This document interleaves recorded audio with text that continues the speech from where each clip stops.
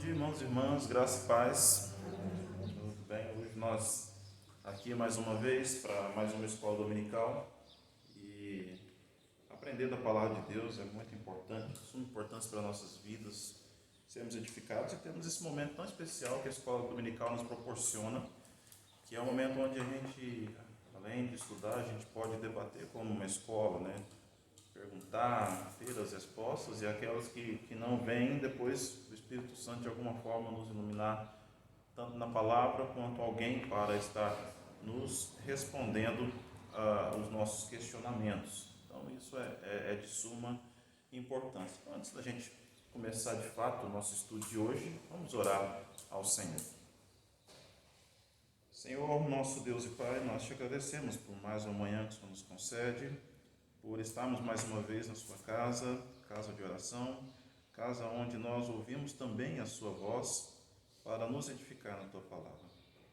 Sê conosco, Senhor, nos instruindo através do teu Santo Espírito nesta manhã, neste dia, e assim, Senhor Deus, que a sua palavra, essa porção a qual estudaremos hoje, esteja em nós, Senhor Deus, a ponto de nós praticarmos também. Obrigado por tudo que tem feito por nós, por isso oramos agradecidos em nome do teu Filho Jesus. Amém. Amém. Vamos abrir nossas Bíblias em Mateus capítulo 9. Mateus capítulo 9, onde nós faremos a leitura do versículo 35 ao versículo 38.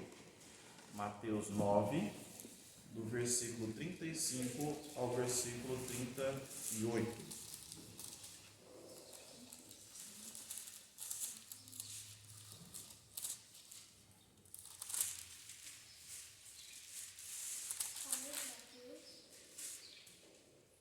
Mateus 9, do versículo 35 ao versículo 38.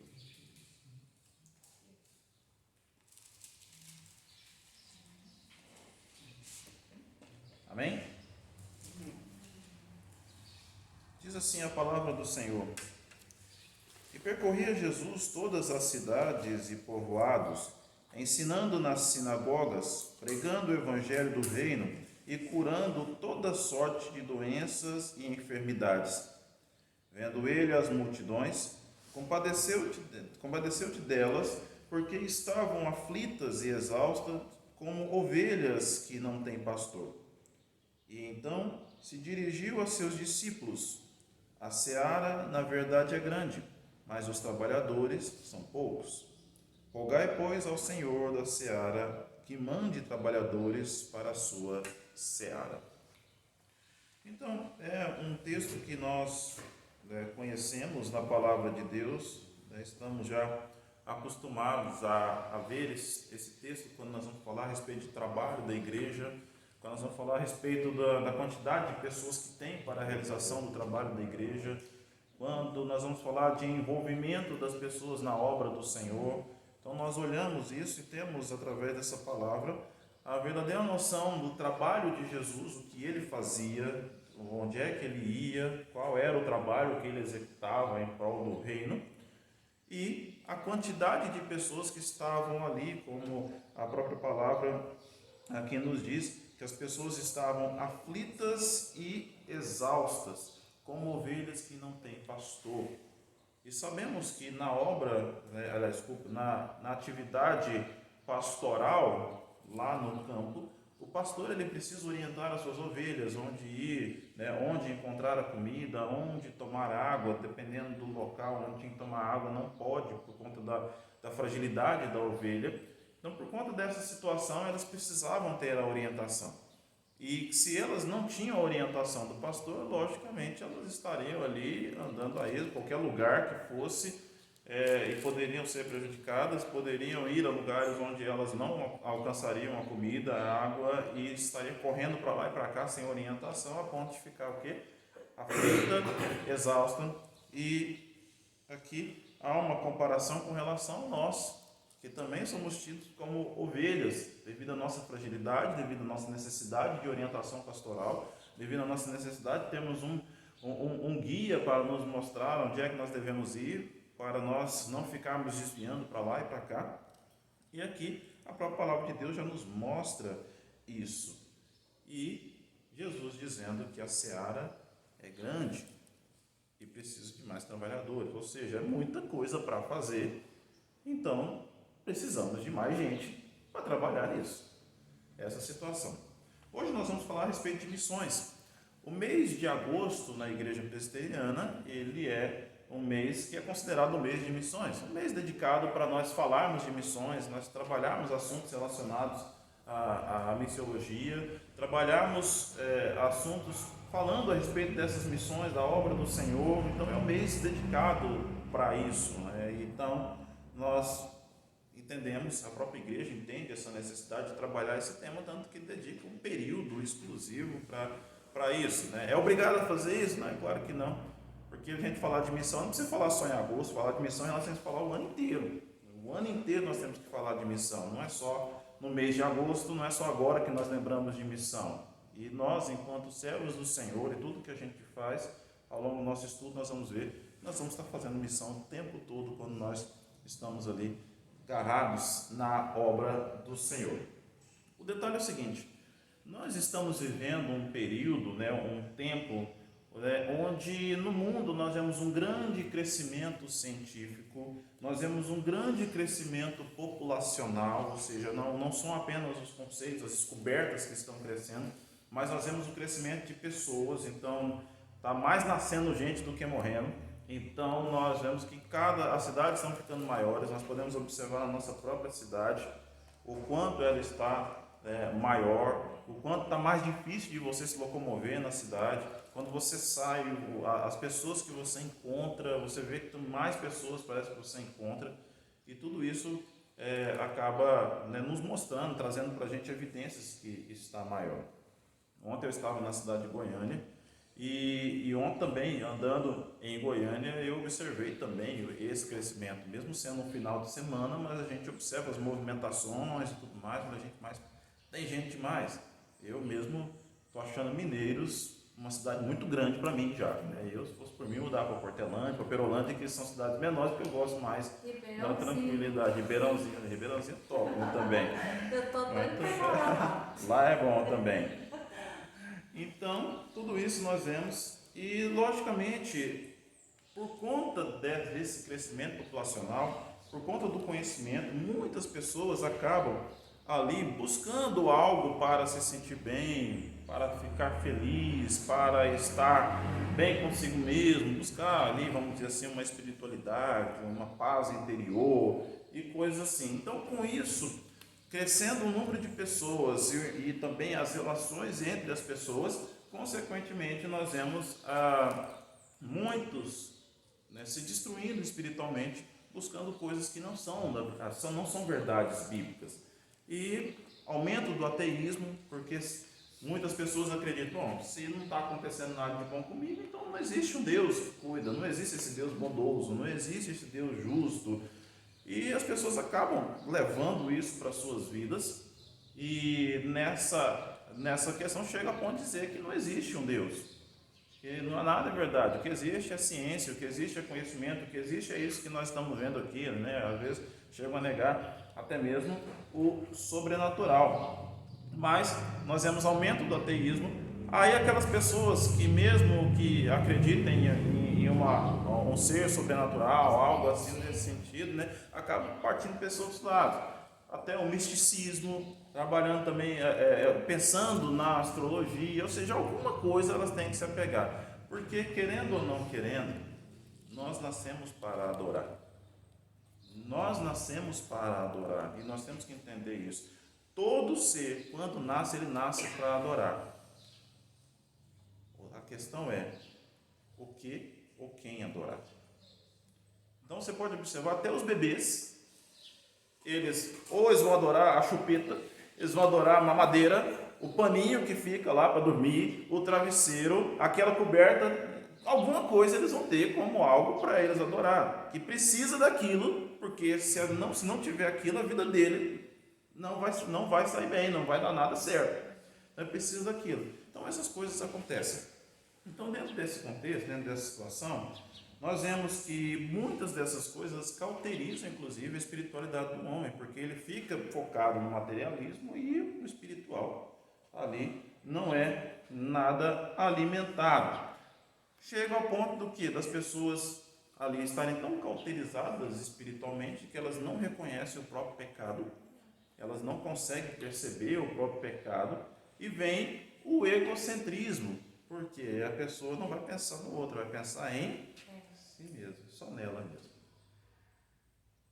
Vocês já viram isso acontecer, ou eu estou falando algo assim que é meio fora do padrão? Ou seja, acontece isso ou vocês nunca viram isso? Ô Fred, na realidade você está acabando de dizer o que está acontecendo, né?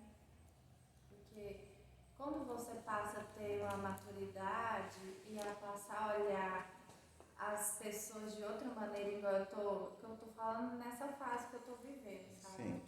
Aí o que você tá falando é que realmente está acontecendo, sabe? Aí você começa a ver, quando você pega uma certa maturidade, você começa a ver a vida de outra maneira, né? Já não é aquela visão que a gente tinha também, né?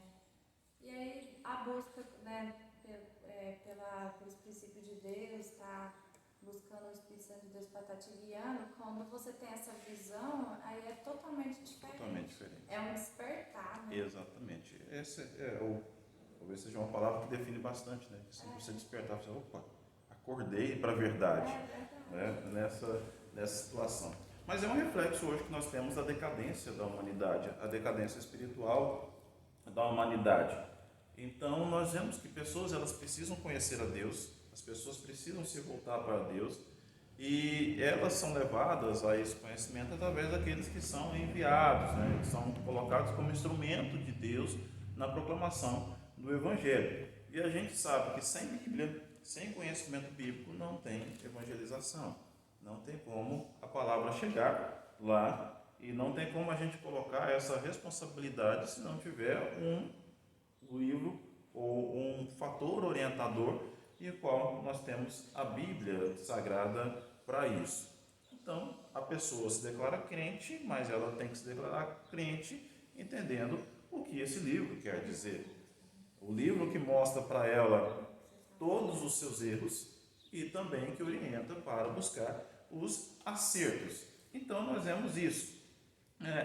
Com relação a isso, muitas pessoas, inclusive por conta dessa grande leva de distratores, de coisas que vão nos desviar da palavra de Deus, vão nos desviar desse foco, grande parte disso, as pessoas, elas fazem o quê? Elas passam hoje, né, nessa vida que nós estamos perdendo o zelo pelo evangelismo, perdendo a confiança em Deus, porque se perde a confiança em Deus, perde o zelo pelo evangelismo, perde a espiritualidade.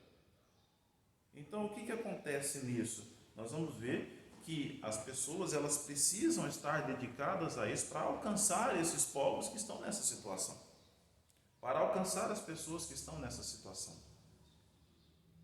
Agora, se a pessoa não confia em Deus, como que ela vai falar de Deus para alguém? A nossa vida, quantas vezes problemas nós passamos e pensamos, nossa, mas Deus não está comigo.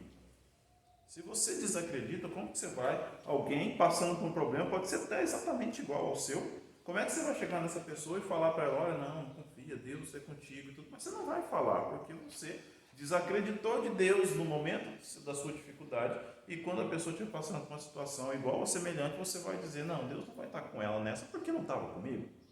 E a gente começa a minar pensamentos em nossa mente, muito mais de afastar do Senhor do que de chegar ao Senhor, principalmente nos tempos de dificuldade. E aí a gente aproxima mais do Senhor nos tempos das bênçãos, e ali é a hora que a gente fala, Deus é comigo, estou sendo abençoado. Aí quando as coisas não vão bem, não, Deus não é comigo, Deus tá. E a gente fica nessa. Na verdade, Deus está o tempo todo. E aí é necessário que a gente acredite nisso e tenha o zelo, né? Que sejamos convencidos pela palavra de Deus, atraídos por essa graça irresistível, e tudo isso imbuídos num propósito de levar isso às pessoas. Nesse momento, assim, eu quero, né, fazer uma menção aqui especial a dois casais que são do nosso presbitério, que aceitaram o desafio de levar a palavra de Deus, não só fazendo missão próxima, mas fazendo missão em outro país. Então nós temos o pastor Disseu e a Tirza, que eles estão na Espanha, fazendo o trabalho missionário lá, estiveram conosco há algum tempo atrás aqui, expondo todo o trabalho, né, trazendo até mesmo, né, mostrando para nós as dificuldades que eles passam na realização da obra do Senhor lá, e trouxeram para nós, e é sempre bom a gente observar, né, os desafios, porque a gente vê que realmente precisa de mais trabalhadores para a seara, e quanto a obra do Senhor precisa de gente para estar trabalhando, quantas pessoas feridas precisam, aflitas e exaustas, como o texto que nós lemos nos diz, precisando do Senhor. E também o pastor Jorge e a Jarci, né, que são amigos queridos, né, que estão ali no Líbano, né, a Jarci por conta de uma enfermidade está no Brasil se tratando, né, o pastor Jorge continua lá no Líbano, fazendo a obra do Senhor lá, e essa semana eu estive conversando com ele por conta do boletim informativo que todo mês ele passa, né, e quando ele passou o boletim informativo, o Líbano passa por uma dificuldade muito grande, e essa dificuldade que o Líbano passa afeta realmente o trabalho missionário, afeta as pessoas com as quais eles fazem atendimento e necessitam também, né, não só das nossas orações, mas também de recursos para se manterem lá nessa crise que estão passando. Então há uma necessidade também de, além das orações, que a obra do Senhor seja assistida também financeiramente, para que as coisas ali andem pelo menos um pouco melhor. Então nós vemos isso, são pessoas queridas, tanto o pastor Liceu quanto a Tirza, tanto o pastor Jorge e a Jarci, que Deus continue abençoando a vida deles, imensamente, né? E se eles tiverem depois a oportunidade de vendo essa mensagem, que Deus esteja abençoando a vida de vocês, pastores, pessoas queridas, nossas vidas. Vamos lá então, como nós estamos falando de missão, vai pensar então, o que é esse negócio de missão, velho? Porque a gente fala assim, missão, a gente vai pensar em algo, talvez uma tarefa. O que é esse negócio de missão? Então, essa palavra missão, ela vem do latim, mito. Aí vai falar Bolsonaro, né? De mito, né? Mas não é esse não. A palavra missão, né, vem do latim mito, que significa enviar. Enviar. Então, se a gente for observar, então, do latim, né, mito ou mitere, que é o substantivo missione, que significa enviar. Enviar. Então você enviar. No grego, apostelô, que significa apóstolo, que tem o significado também de enviar. Enviar. E no português, enviar, ou substantivo, o enviado, também a mesma ideia de enviar, com o equivalente missionário. Então, quando nós vamos observar, dentro dessas definições, nós vemos que esse termo, missão, ele tem a conotação de você fazer o quê? De você enviar. Enviar. Então, conotação de envio. É claro, a palavra chegar a algum lugar, ela precisa ser enviada. Então vamos fazer a palavra chegar lá. Beleza, você pega o endereço da pessoa, embala a Bíblia e pede para o correio entregar. Vai funcionar isso? Às vezes sim, mas é o método mais, vamos dizer assim, eficaz de evangelismo, principalmente para pessoas que não conhecem a palavra de Deus. Eles vão olhar e vão ver como um livro comum. Então é necessário que seja realmente colocado ali alguém para pregar a palavra de Deus. Então, na verdade, só a partir do século XVI, nós vemos que a igreja parou para ter um pouco mais de atenção com relação a esse envio, com relação à missão. Então a igreja protestante passou a investir numa evangelização mundial. E por que a evangelização mundial ela tem que existir? É interessante, porque é a maneira que você faz com que a palavra de Deus chegue a esses lugares. Então, para chegar, você tem que enviar, e esse investimento nessa evangelização é levar a palavra de Deus até lá. Então, consequentemente, nós vamos ver vários países, várias localidades recebendo a palavra de Deus através daqueles que são enviados para levar a palavra. Aí eu pergunto para você, você Já estiveram numa situação dessa, onde vocês tiveram que enviar a palavra de Deus, serem os enviados para levar a palavra de Deus? Reflitam um pouco. Em qual situação, vamos dizer assim, dessa vida eclesiástica de vocês, né, desde quando vocês conheceram o Senhor, em qual situação vocês foram esses enviados do Senhor para levar a palavra a alguém que precisasse, a alguém que não conhecia a palavra?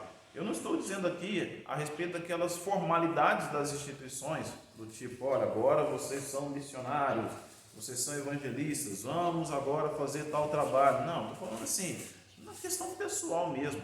Quando é que você agiu como um enviado do Senhor para levar a palavra a alguém que não conhecia, para levar a palavra a alguém que necessitava de um enviado para que chegasse lá com essa palavra? Reflita um momento.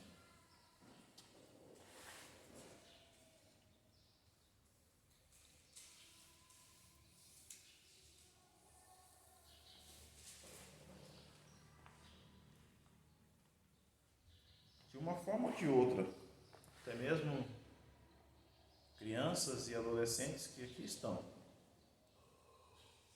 já passaram por isso. Às vezes você vai pensar, nossa, mas eu nunca participei de uma atividade missionária, de uma atividade evangelística. Mas vocês podem ter certeza que em algum momento você foi enviado de Deus para isso. Mesmo que seja para uma frase, que talvez aquela frase impactou tanta pessoa que você não teve noção, ou não teve o feedback depois que aquilo que você falou fez diferença na vida da pessoa.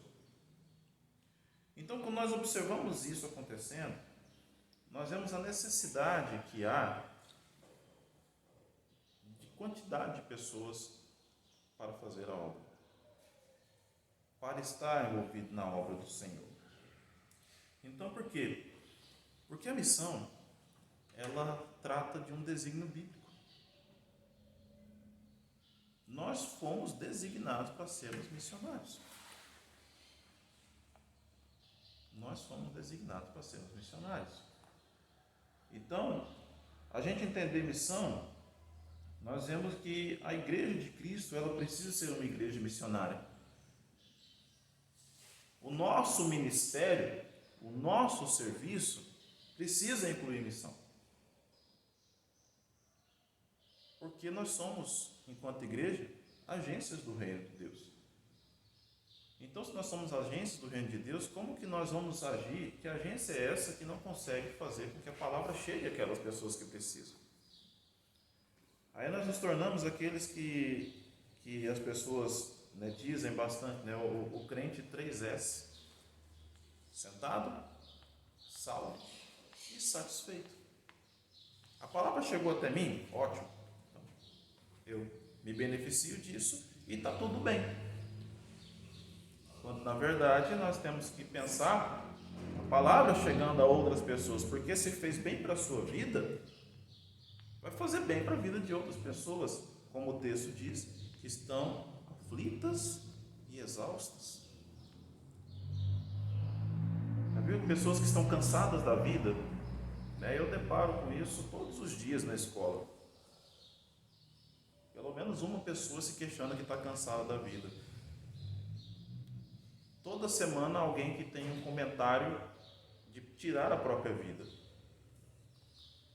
Brincando ou não, se vai conseguir, se vai chegar até o ato do suicídio ou não, mas tem gente reclamando, que está cansado, que não aguenta mais, que está difícil.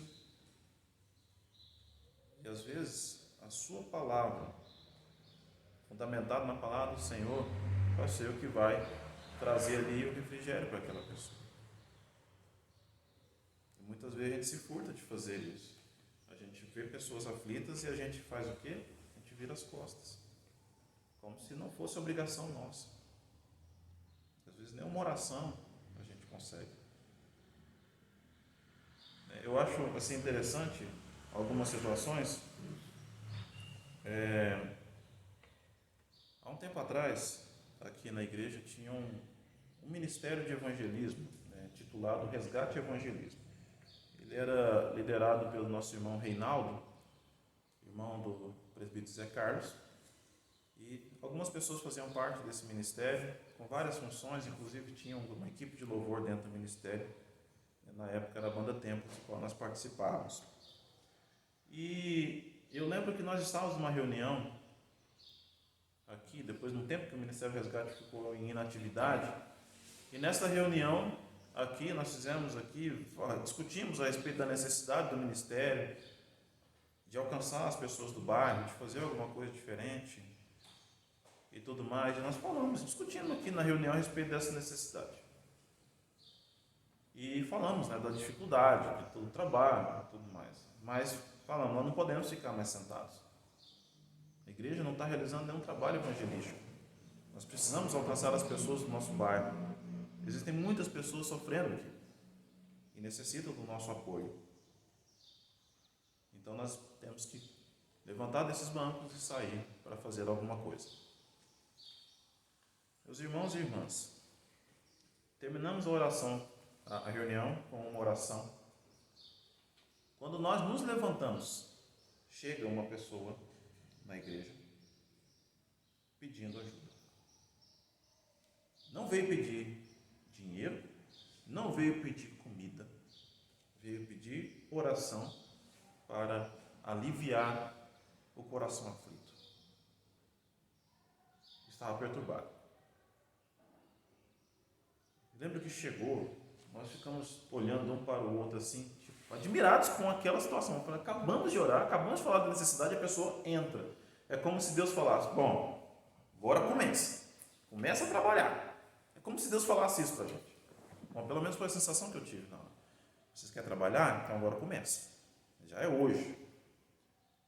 Oramos com aquela pessoa, né, conseguimos um determinado contato. Aquela pessoa frequentou a igreja depois de um tempo. Aqui hoje nós não temos mais notícias. Aliás, hoje não, mas várias vezes nós nos deparamos com essa pessoa. Tentamos acompanhar, ir mais além, mas aí nós vimos que ao auxílio para aquela pessoa e além das nossas forças e todo encaminhamento que nós fazíamos, a família não continuava. Então era difícil a gente conseguir mediar tudo isso dentro dessa situação. Mas, meus irmãos, o que eu quero dizer dentro dessa situação é, quando a gente se propõe a fazer trabalho na obra do Senhor, Ele não vai fazer você esperar semana que vem, mês que vem, ano que vem. É no mesmo dia. É no mesmo dia. Deus, me dê paciência. Ele não vai esperar uma situação que você ter que exercer a paciência no outro dia. É no mesmo dia. Você vai passar. Às vezes, logo em seguida que você pediu, a pessoa vai e te afronta. E você tem que fazer o quê? Exercer a paciência. Aquela que você pediu a Deus. Então, são situações assim que nós vemos. A igreja, ela é enviada. A igreja, ela é instigada a fazer missão. Então, o termo missão é esse, né? Inclui o ministério voltado para cima, o ministério voltado para dentro e também para fora da igreja. Então, a gente faz missão aqui dentro mesmo. E fazendo missão fora. E às vezes, quando fala de missão, a gente pensa igual eu estava citando aqui, do Disseu, da Tisa, do Jorge, da Jarci, que estão fora do Brasil. A gente pensa, a missão é ir lá para a África, ir lá para a Ásia, Ucrânia, agora está em guerra, né? Então agora eu vou fazer missão, vou lá para a Ucrânia que está em guerra para mim pegar ali. Não é, gente. Às vezes missão está dentro do seu próprio lar, dentro da sua própria casa, dentro da sua própria família. Você tem que fazer missão. Algumas pessoas falam, né? Qual que é o seu primeiro campo missionário? O primeiro campo missionário é você mesmo. E o segundo campo missionário? A família. E assim por diante. Então, a gente vai trabalhando isso. Agora, quando fala missões, é um termo um pouco mais específico, mais especializado, né? Quando nós estamos falando no plural, né? É um termo mais especializado. Então, isso já envolve a questão mesmo de você romper fronteiras, pessoas especializadas para isso. Então, a gente tem que entender que para fazer missão, a gente tem que estar preparado. Não adianta a gente chegar e falar, eu quero fazer missão. Não, você tem que estar preparado para isso. Eu quero fazer missão na Ásia.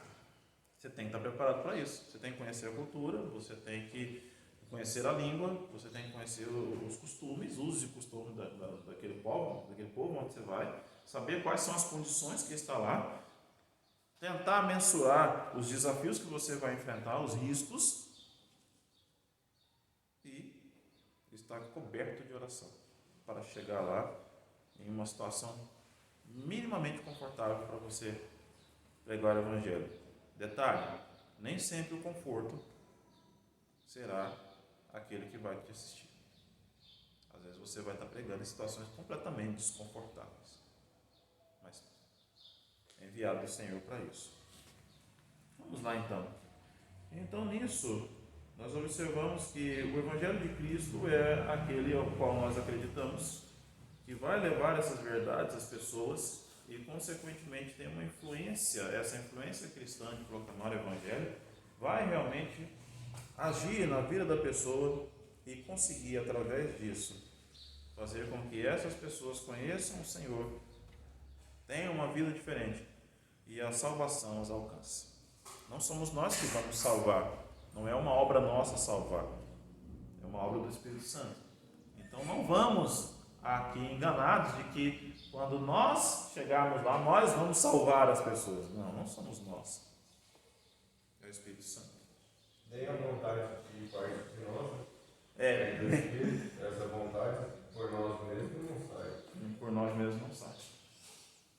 A gente observa isso, porque se a gente falar... É tão interessante, Diácono Tiago, que se a gente for falar da questão da nossa vontade, do despertar, né, como foi dito aqui, de ir, a gente tem tanta dificuldade. Vamos pensar numa situação muito simples. Eu tenho uma vizinha que ela tem problema com o alcoolismo. Eu cito aqui porque é público e notório essa dificuldade que ela tem, né? Ela mesma reconhece essa dificuldade. O bairro sabe, né? Quem passa por ela sabe e tudo mais. E volta e meia eu tenho que estar ali atendendo, acudindo e até conversando, né? Algumas vezes. Esse dia eu estava na frente de casa, na garagem, tocando um violão, tranquilo, conversando no celular com algumas pessoas, e de repente ela chega, alcoolizada, e fala: põe a cadeira aqui, põe aqui na calçada para a gente conversar. E eu pus a cadeira lá, né, para a gente conversar lá de fora, né, ela querendo escutar louvores e tudo mais, e conversar a respeito da situação. Em uma outra situação, ela chegou lá desequilibrada e eu tive que levar ela, né, para pegar a chave da casa em outro lugar, ela querendo ir para a UPA e um rolo todo. Só sei que foram assim, eu acho que uns 30 minutos de muita ação. Aí eu penso comigo mesmo, quantas vezes Fred, falando para vocês agora de missões, quantas vezes eu me propus a levantar, sair lá de casa e falar: eu vou lá levar uma palavra para ela. Vou lá conversar com ela agora. Quantas vezes? Fazer esse acompanhamento. O que vem? Mas eu trabalho, eu estou cansado. Ela está bêbada, não vai entender. Quantas coisas a gente coloca na frente para dificultar? Eu já fiz isso já com ela. Já fiz várias vezes. Mas podia ser um pouco mais sistemático. Talvez ali eu poderia, através disso, estar fazendo a diferença na vida dela. E agora ela está me cobrando uma Bíblia. Eu quero uma Bíblia. Eu falei: então, tá bom, vamos arrumar uma Bíblia para você.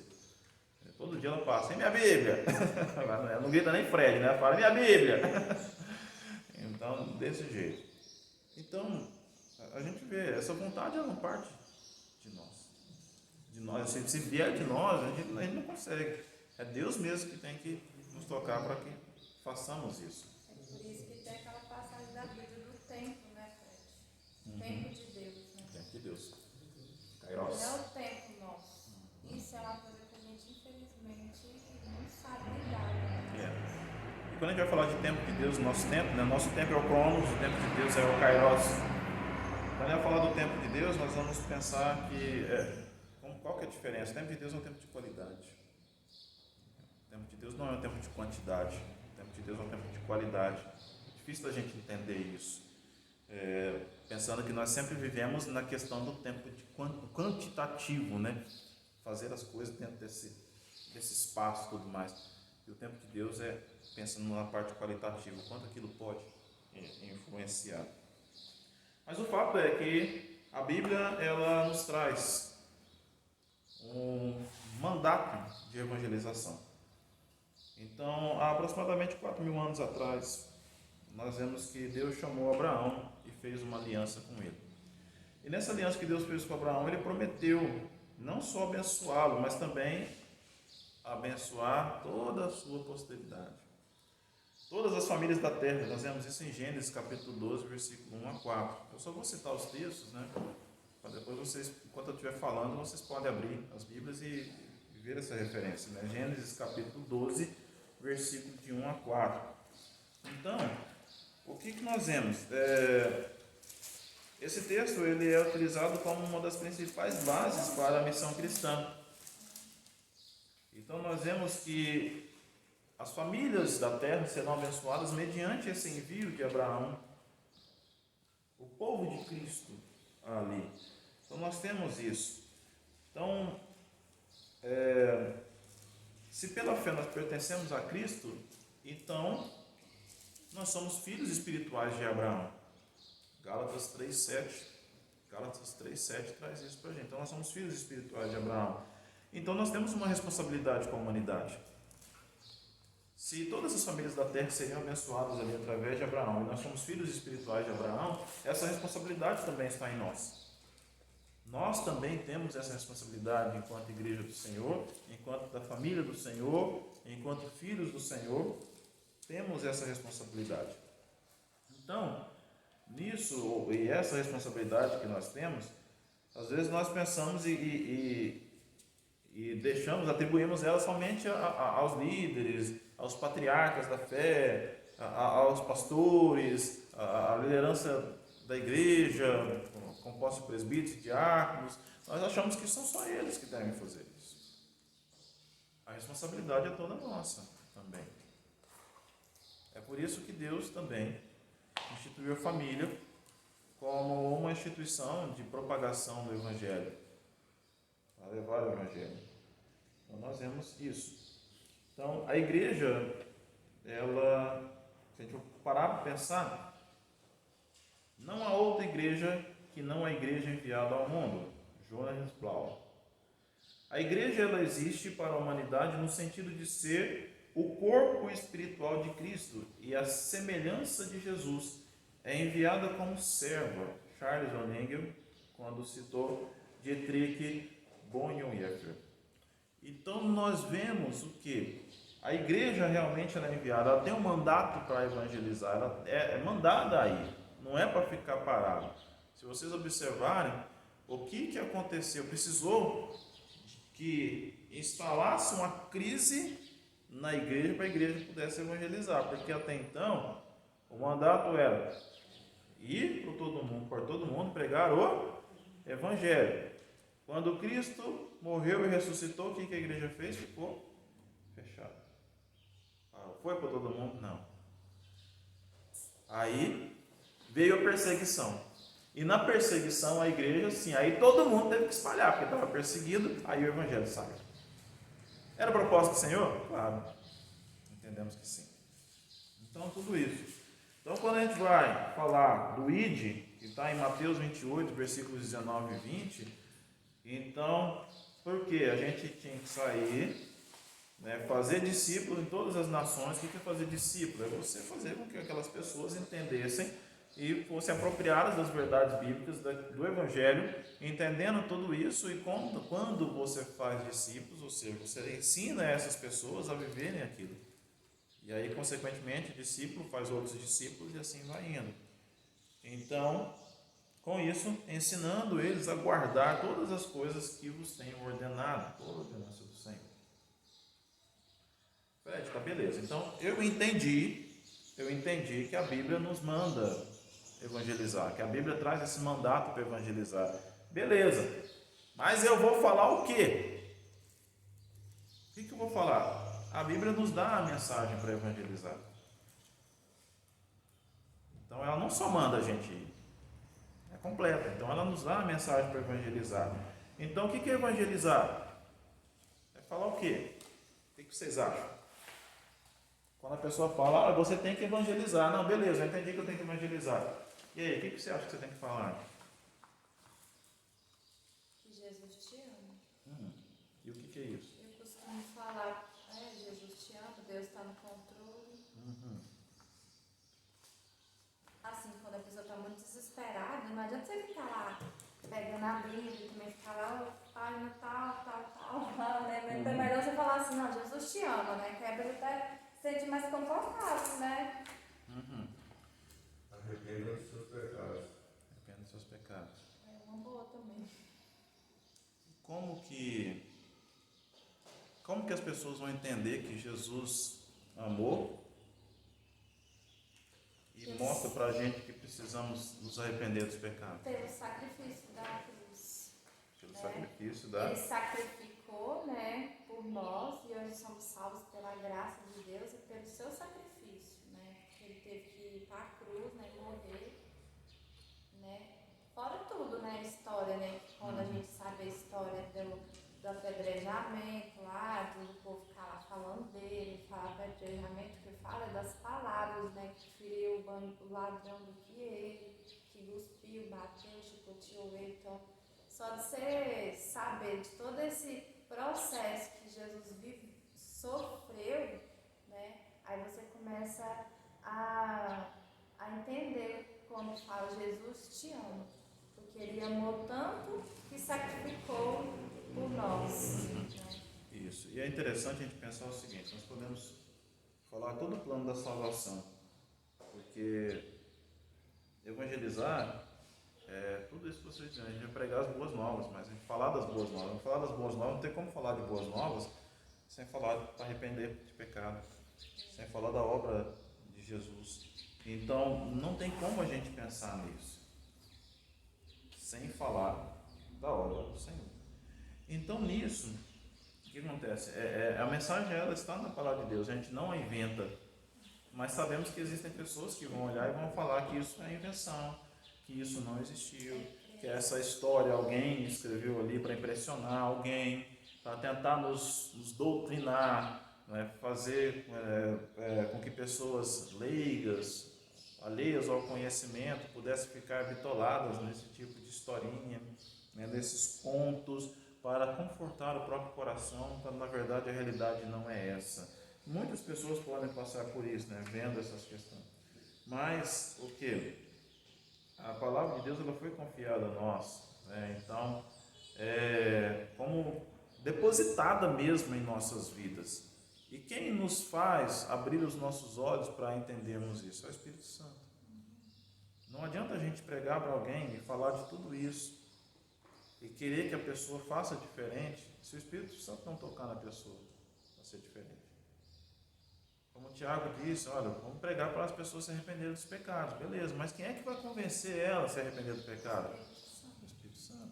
Somos nós que vamos estar ali e falar, não sei o que, você está errado, você está fazendo coisas, não devia fazer isso e tudo mais, beleza. Mas quem é que vai realmente fazer isso? E na realidade, Fred, não adianta você ficar falando para a pessoa que ela está pecando, que ela está... Isso é o despertar também do Espírito Santo, né? Porque, assim, não adianta, parece que quanto mais você fala, a pessoa mais fica com raiva, mais ela fica mais agressiva. Aí parece que no momento que você descansa no Senhor e que você fala assim, né? E que Deus vai tocar nela, né? Com o teu Espírito Santo, que ela vai se arrepender. E é tão assim, é o despertar de tudo. É porque na verdade arrependimento. A gente fica eu não sei como aconteceu com vocês. Comigo foi assim. Mas assim, quando a gente vai pregar o Evangelho, quando a gente recebe as boas novas, a gente quer pregar o Evangelho, a gente fica com uma ansiedade para que resolva os problemas das pessoas, para que o mundo seja curado, e a gente quer fazer isso, e a gente quer que já fala, a gente já vê o efeito ali na hora. do que nós estamos falando. Nossa, eu estou falando da palavra de Deus e a pessoa parece que não está enxergando. A gente mesmo quer tirar as vendas da pessoa.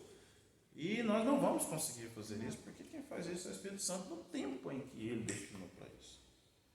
Então, antes de ter a minha conversão, eu vivia um mundo cor-de-rosa, só amor. A partir do momento que eu li a Bíblia e estudei ela de verdade, eu vi que não era. Eu lembro uma vez, aqui na igreja, né, eu falei assim, mas é um mar de rosas, né? É um mar de rosas, eu vi o mundo cor-de-rosa, foi um mar de rosas. E aí eu comecei também, igual você, Tiago, vendo essas coisas, né? E vendo também das pessoas, porque eu pensava que na igreja eu ia encontrar todo mundo perfeitinho, lindo, maravilhoso, todo mundo fazendo todas as coisas tudo certinho. E eu vi que não era isso, era completamente diferente. Eu tinha esse pensamento. Quem estava na igreja certinho, a vida era um mar de rosas. Todo mundo santo. E aí uma amiga minha aqui na igreja, ela disse assim, não, é um mar de rosas. Mas você não esqueça que as rosas têm espinhos. Ela falou desse jeito, mãe. Foi uma única frase. Falou, é um mar de rosas, sim. Mas não esqueça que as rosas têm espinhos. Desse jeito. Aquilo me impactou de tal forma que eu pensei, gente, realmente, essa é a situação. Então, quando a gente vai falar da obra do Senhor, querendo que as pessoas, né, creiam em tudo isso, nós vamos ver, lógico, né, todo o sacrifício do Senhor, toda a obra messiânica, né, do evangelismo, né, como o Senhor surgiu como prometido de Deus, né, como a justiça do Senhor, entendendo também esse relacionamento pessoal que Deus tem com nós, enquanto pai e filho, nos tratando com todo esse amor, tudo isso, né? E também a salvação, né? Ou seja, esse Deus libertador. Então nós vamos pregar para falar disso, falar desse Deus que sacrificou, falar desse Deus que é o enviado, é o prometido, é o Messias, falar desse Deus que é justo. Então não adianta a gente querer andar errante por aí, porque esse Deus é justiça, ele vai estar aplicando essa justiça sobre nossas vidas e vai se relacionar conosco como um pai, com muito amor e, logicamente, fazer com que a salvação chegue até nós. Então, essa é a mensagem do próprio Cristo, né? E é o que nós temos que pregar. E para a gente finalizar, nós sabemos também que a Bíblia, ela nos dá esse poder. Fala, não, Fred, beleza. Eu entendi que nós temos um mandato para evangelizar. Eu entendi também que o que é que eu tenho que falar, como eu tenho que evangelizar, pelo menos o assunto que eu tenho que me dirigir às pessoas quando eu vou evangelizar. Entendi isso, mas eu não consigo. Eu não consigo. Ou eu não dou conta de evangelizar. Aí nós vamos observar um outro ponto. A Bíblia, ela também nos dá o poder da evangelização. Não adianta você falar que você não consegue. Fred, mas eu não consigo. Meus irmãos e irmãs, nós não temos que nos fundamentar no conseguir, pensando no evangelismo, naqueles evangelistas talvez que tenham métodos, porque existem vários métodos para isso, que sejam métodos que você não consegue realmente, não é da sua aptidão, não é da sua atribuição. Deus vai te capacitar a fazer isso de alguma forma. Aí de repente você fala, não, eu não consigo ir numa tribo indígena e pregar o evangelho. Esse tipo de missão não é para mim. Você vai entender, o Espírito Santo vai te tocar para falar, para mostrar qual é o seu tipo de missão. Qual é o seu tipo de missão? Eu lembro que quando eu cheguei aqui à igreja, a Cristina, nossa irmã Cristina, que hoje ela está frequentando a Central, é membro da Central, membro nosso aqui durante muito tempo. A Cristina, ela tinha um ministério pessoal, se eu não me engano, era todas as segundas-feiras. Ela descia de bicicleta para o centro da cidade e ela passava nos estabelecimentos comerciais, pregando o evangelho e orando com as pessoas desses estabelecimentos comerciais. Eu lembro diversas vezes de encontrar com ela no centro. Ela ia de bicicleta e ela rodava lá.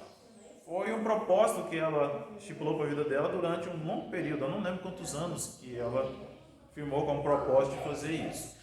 Mas foram vários anos ela fazendo isso.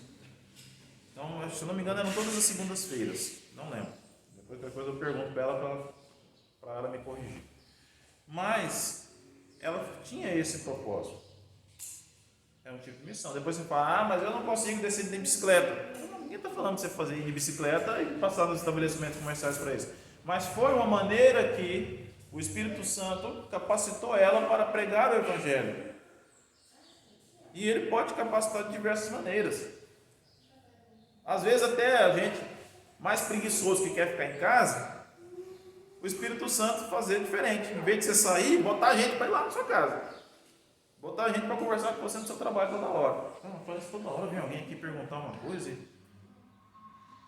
Gente, é o Espírito Santo. Como vai fazer a obra? Sabe? Mas ele vai dar esse poder para a gente. Sabemos que os nossos recursos humanos, eles são fracos. Se a gente for comparar com a magnitude da terra. Se a gente for parar, nossa, precisa de muito trabalhador para a seara. Precisa mesmo. Mas se a gente for parar para pensar na gente, a gente fala, nossa, não dá conta esse tanto de gente.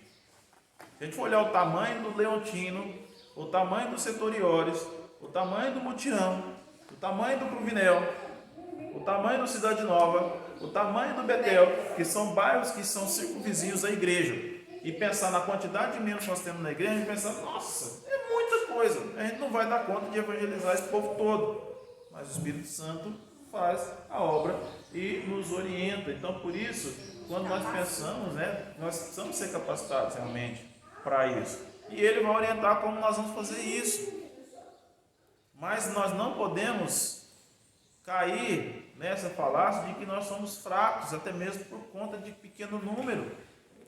Mas só está eu e a pessoa, só eu e o fulano, só eu e o ciclano, só estamos só em 5.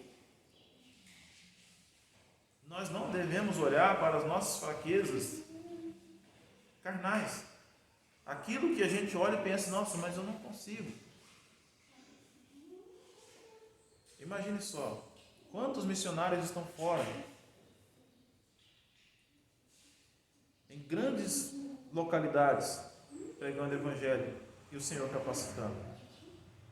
Então, se a gente for olhar com os nossos olhos carnais, a gente vai pensar, nós somos fracos. Mas aí você para um pouquinho, recobra a sua consciência e pensa, eu sou fraco, mas ele não é. E é ele que está dirigindo meus passos. Entendeu a diferença? Se você for olhar para si mesmo, você pode encontrar várias fraquezas, assim como eu vou encontrar várias dificuldades. Além das fraquezas, ainda vou encontrar os empecilhos que eu mesmo coloco na frente. Mas Deus não é. Deus não é. Se no mundo jaz o maligno, então, até que todos sejam libertados e transportados para o reino de Deus, todos os homens, mulheres, tudo mais, eles precisam o quê? Da palavra do Senhor alcançando. E chegar até lá. O Evangelho tem poder para a salvação. Romanos 1, 16. Romanos 10, 13 e 14. Nós vemos que o Evangelho tem poder para isso. E se o Evangelho for colocado em nossas mãos, nós temos poder para isso. Concluindo, meus irmãos, diante do quadro em que se encontra a nossa sociedade, nós não devemos fechar os olhos para essa realidade. Não devemos fechar os olhos para a realidade. Não devemos desistir. O que é que nós precisamos fazer?